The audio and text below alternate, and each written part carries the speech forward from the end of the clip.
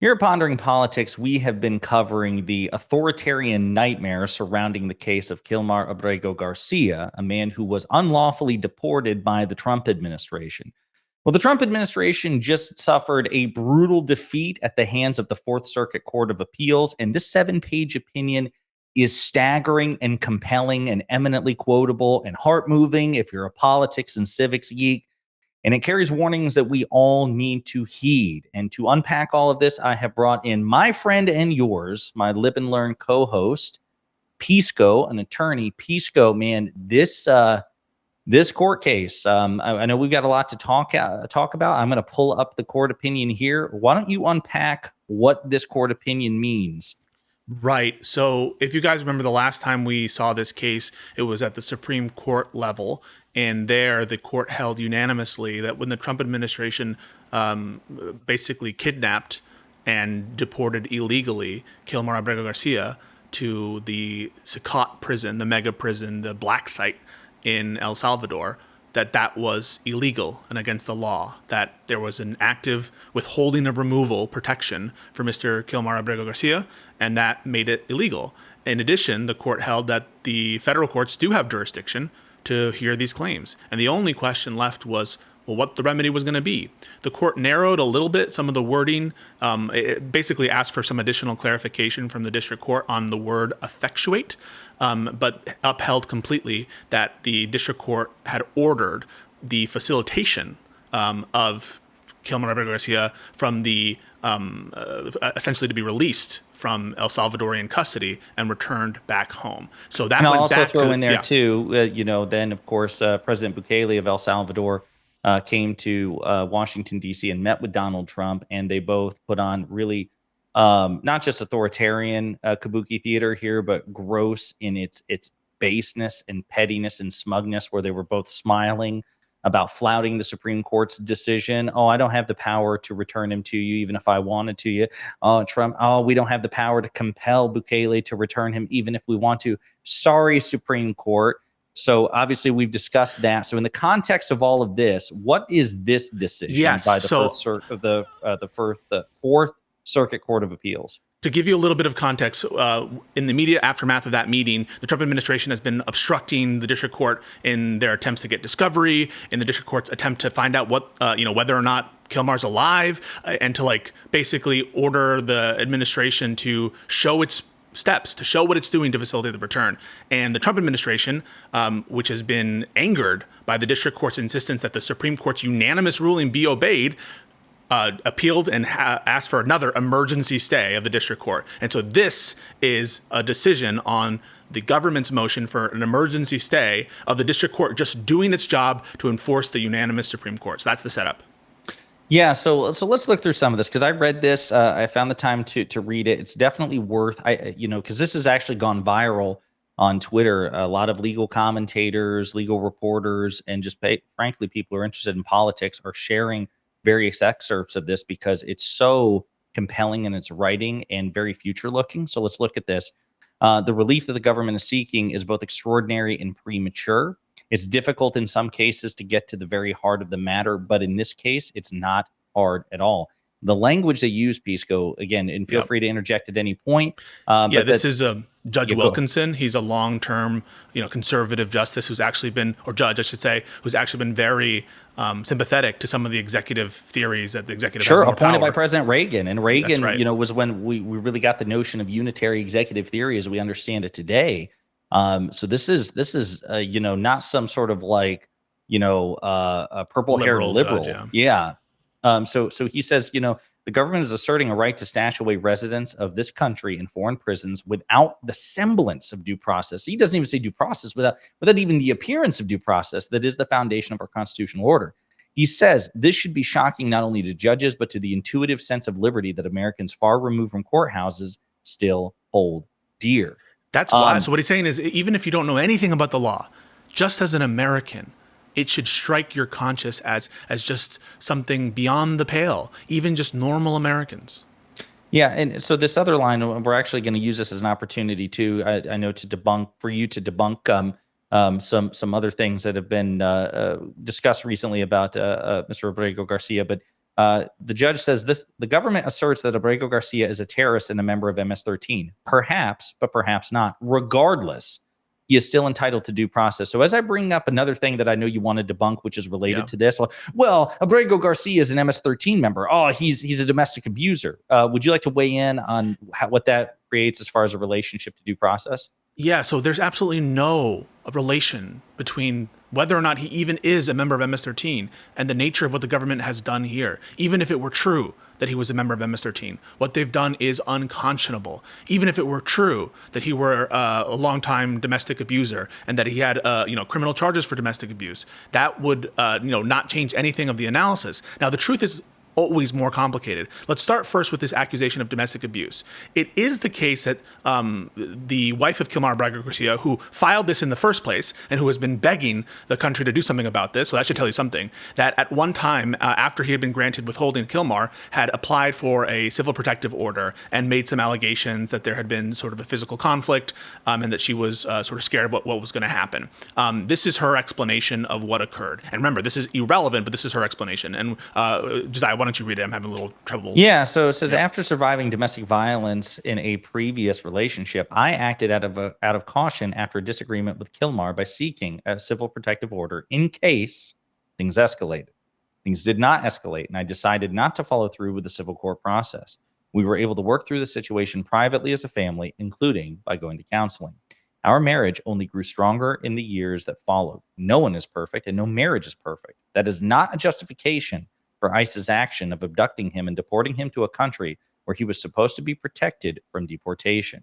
Kilmar has always been a loving partner and father, and I will continue to stand by him and demand justice for him.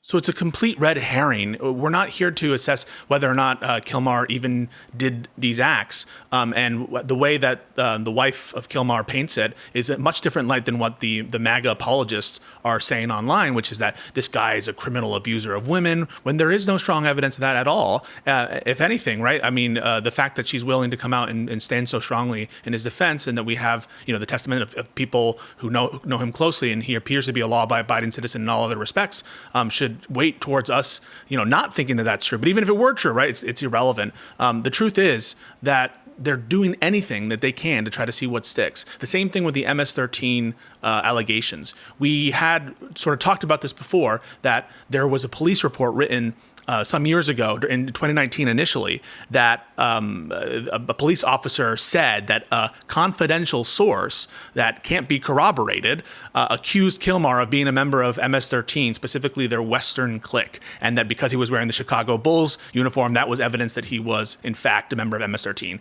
That was it. That was it with respect to the evidence that Kilmar was a member of MS-13. An uncorroborated, anonymous, confidential source that a cop who later on was siphoning off confidential information to a prostitute that he was having sex with regularly and was later suspended just a week after he made this report.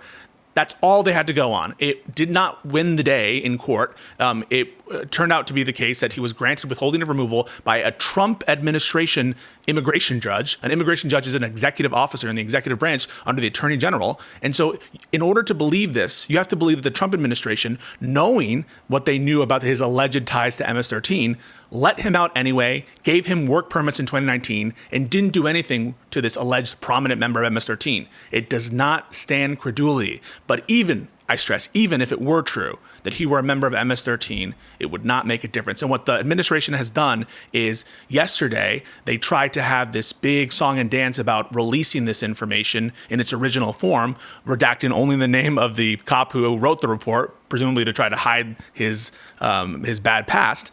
They released this report and pretended that it was new evidence that showed that he was tied to MS-13. But it's the same report that we've known about for weeks. It's the same hearsay and speculation that was never dealt with in a proper adversary way in any court. Yeah, and it also says here, immigration record, criminal record, negative and unknown. So this is a bit of a self-own if I've ever seen one. And it was never charged with the domestic stuff either, just to be clear. So right. In order to buy what the administration is trying to sell, you have to believe, guilty until proven innocent on all this stuff. He has not been charged with any of these crimes. Well, unfortunately, the Trump administration seems to believe that if you're a brown person, that is exactly the standard to which you should be held. But again, just absolute grossness and authoritarianism. from the Trump administration. I want to return and conclude by going back to the Fourth Circuit, ruling here, especially the parts I highlighted, because again, this whole opinion is just really well written. Again, especially knowing that it comes from a conservative Reagan appointee. Moreover, the government has conceded that Abrego Garcia was wrongly or mistakenly deported. Why then should it not make what was wrong right? The Supreme Court's decision, because again, we can read the whole thing, but I want to go to these specific points which really emphasize the action here. The Supreme Court's decision does not allow the government to do essentially nothing. It requires the government to facilitate Abrego Garcia's release from custody in El Salvador and to ensure that his case is handled as it should have been had he not been improperly sent to El Salvador.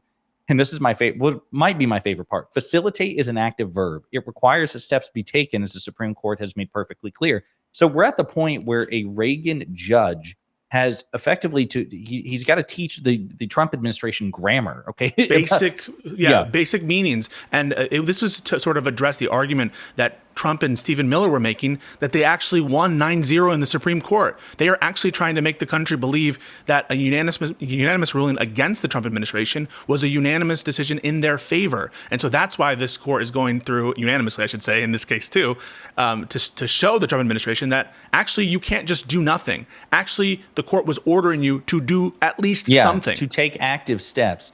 Facilitation does not permit the admittedly erroneous deportation of an individual to the one country's prisons that the withholding order forbids, and further, to do so in disregard of a court order that the government not so subtly spurns. Facilitation does not sanction the abrogation of habeas corpus through the transfer of custody to foreign detention centers in the manner attempted here.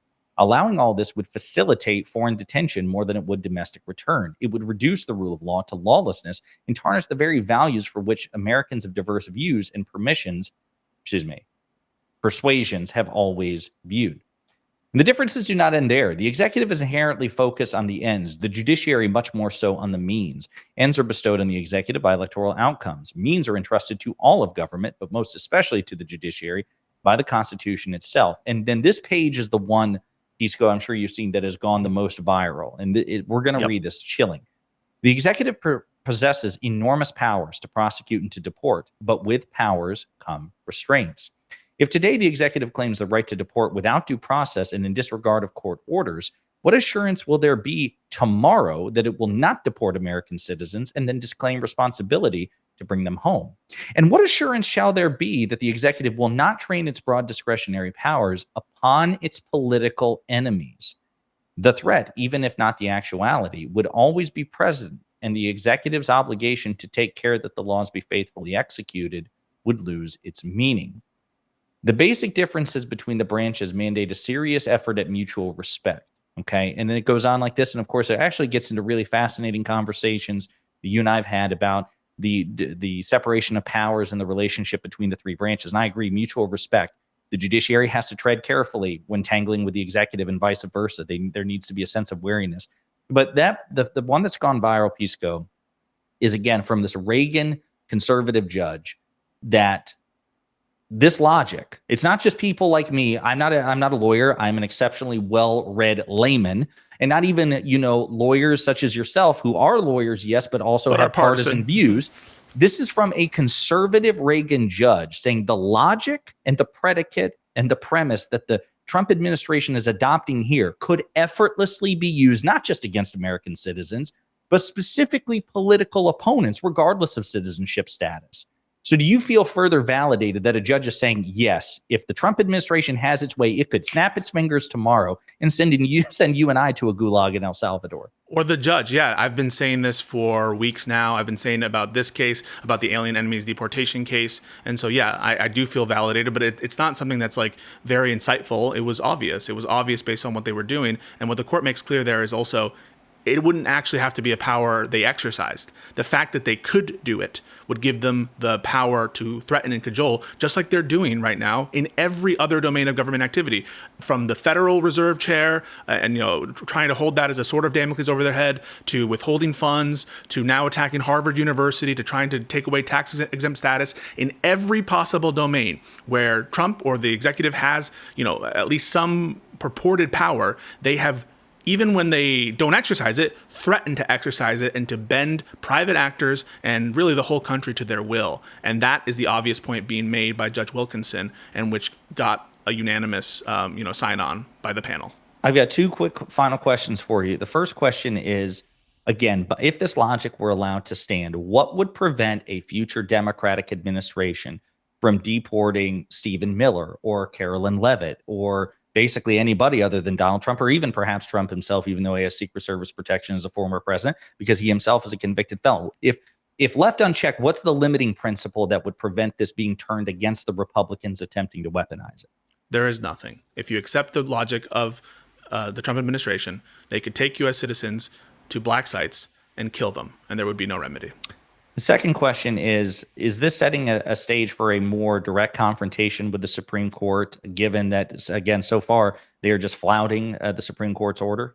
Yes, I've said now for months that conflict is inevitable, and the fact that they're fighting on what the word facilitate means, such that they could construe facilitate as meaning do nothing, should show you that this is going to go down to the Supreme Court no matter what. And for all of Justice Roberts's attempts otherwise, to try to have a middle ground, to try to avoid the issue by deciding something more narrowly, he's not going to avoid the constitutional issue that's coming before the Supreme Court. And the question will be, where will the Supreme Court lie? Where will they lie with the people and with the Constitution of the United States, or will they give in to Trump's demands and turn our republic into something less than a republic?